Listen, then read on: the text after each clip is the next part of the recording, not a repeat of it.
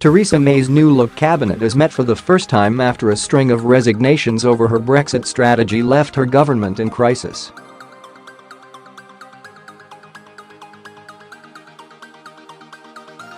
Mrs May was forced to carry out a reshuffle of her top team after Boris Johnson and David Davis both quit.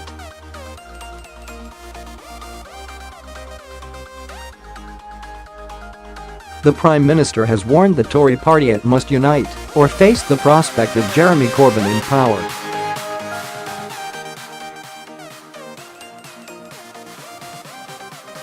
Jeremy Hunt, who has replaced Mr Johnson as Foreign Secretary, said he would be foursquare behind her.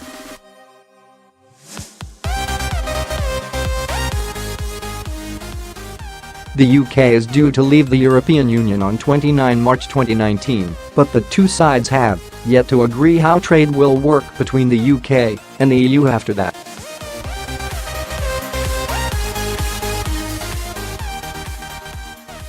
The delay has been partly blamed on deep disagreements within the Conservative Party over what shape Brexit should take.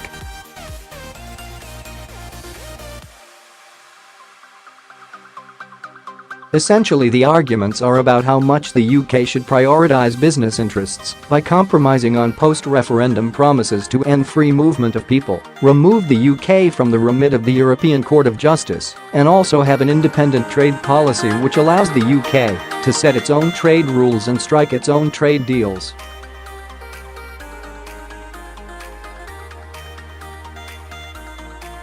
Last Friday at the Prime Minister's country retreat at Chequers, Mrs May brokered a collective agreement on proposals for the future relationship between the EU and UK.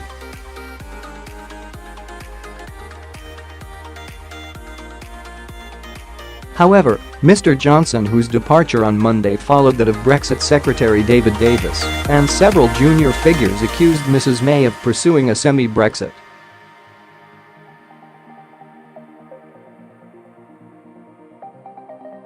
In his resignation letter, he said the Brexit dream is dying, suffocated by needless self-doubt.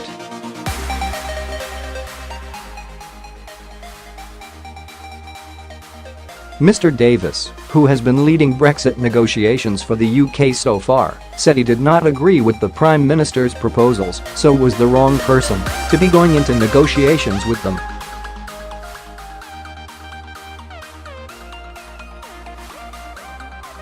He said that the UK was giving away too much, too easily ahead of negotiations with the European Union.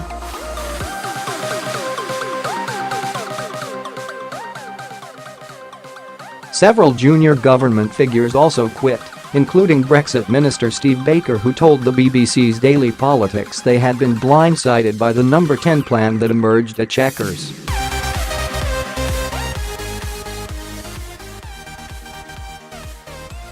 On Monday evening, the Prime Minister faced down backbench critics at a meeting of the 1922 Committee of Cosnervative MPs, amid rumours they were close to getting the 48 signatures needed to trigger a no-confidence vote that could spark a leadership election.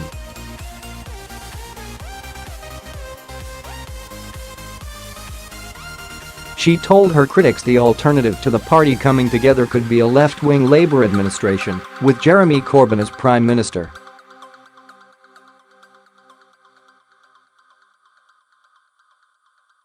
The BBC's assistant political editor Norman Smith said that, while Brexiteers were still unhappy with the Chequers plan, their focus was on getting the changed, not on ousting Mrs May.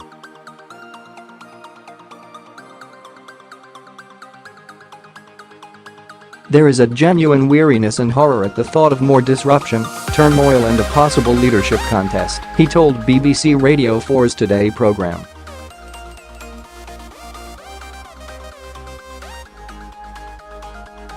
Above all, I just don't think one should underestimate Mrs May's sheer durability. You look around her cabinet table, and there are bodies littered all over the place, and she is still there.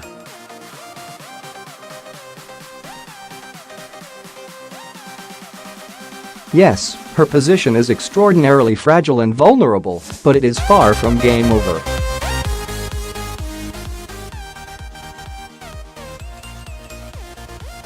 Former Conservative leader Lord Howard called for a degree of humility all around.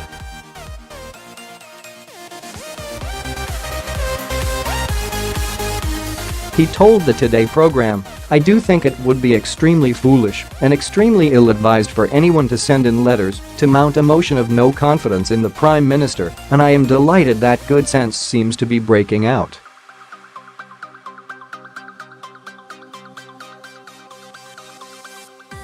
The UK's negotiations with the EU will now be fronted by Dominic Raab, a staunch Leave supporter who has been promoted from the job of Housing Minister.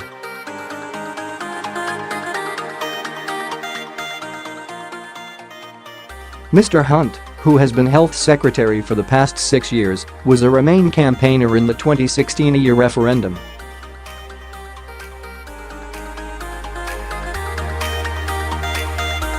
He has since said he is a convert to the Brexit cause. But his appointment means the four great offices of State Prime Minister, Chancellor, Foreign Secretary, and Home Secretary are all held by ministers who voted to stay in the EU.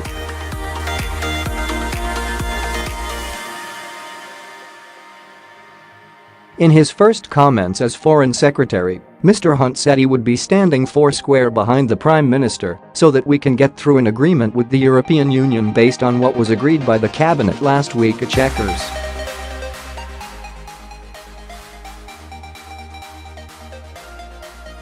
Matt Hancock is the new Health Secretary, with Attorney General Jeremy Wright replacing him as the Culture Secretary and backbencher Geoffrey Cox becoming the new Attorney General.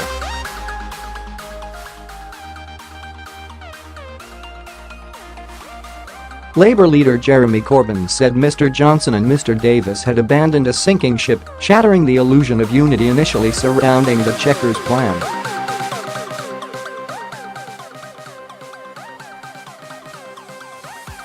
The UK and the EU have been negotiating Brexit terms for more than a year now and have been hoping to agree broad aims for their future relationship in October.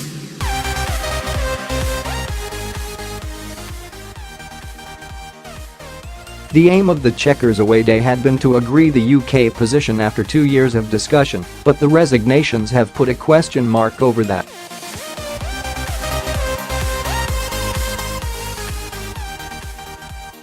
The uncertainty in the UK comes before the plan is officially put to the EU, who may well be unhappy with aspects of it they have previously referred to as cherry-picking.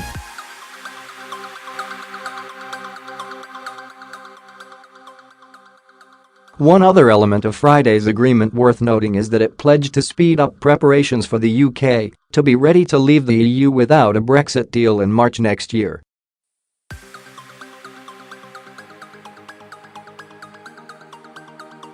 Labour MP and Remainer Chuka Imuna told Today that all the drama of Monday needed to be put to one side, saying, "This has gone from a soap opera to a comedy, and it would be funny were it not for the fact that the subject matter is going to have a fundamental impact on hundreds of thousands of people's jobs